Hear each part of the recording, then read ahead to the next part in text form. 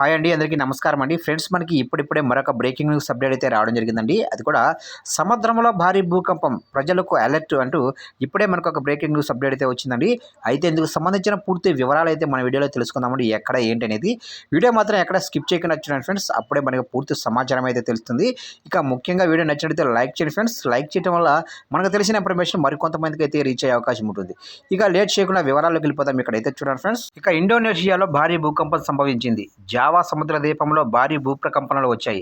Richter స్కేలుపై 6.2 తీవ్రతగా నమోదైంది భూకంపం. ఇక రాజధాని జాకర్తాలో భూకంపనలతో ప్రజలు ఒక్కసారిగా భయంతో ఇళ్ల నుంచి బయటకైతే పరుగులు పెట్టారు. ఇక భూకంప తీవ్రతకు భవనాలు కుప్పకూలిపోయాయి, రోడ్లు దెబ్బతిన్నాయి. భూకంపం సుమారు 8 కిలోమీటర్ల లోతులో వచ్చింది.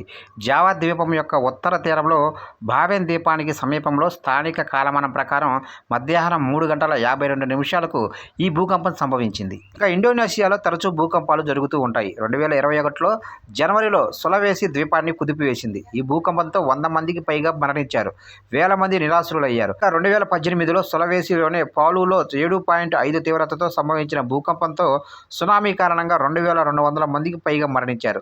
అలాగే 2004లో కూడా భారీ భూకంపం సంభవించింది. ఆచే ప్రావిన్స్లో 9.1 తీవ్రతతో వచ్చిన భూకంపం సునామీకి ఇండోనేషియాలో 170,000 మందికి పైగా మరణించారు. చూశారు కంటే మొత్తం మీదుగా ఇండోనేషియాలో భారీ భూకంపం అయితే సంభవించింది. జావా సముద్ర ద్వీపంలో భారీ భూకంపాలు అయితే వచ్చాయి. అయితే రెక్టర్ స్కేలుపై 6.2 తీవ్రతగా నమోదైంది భూకంపం.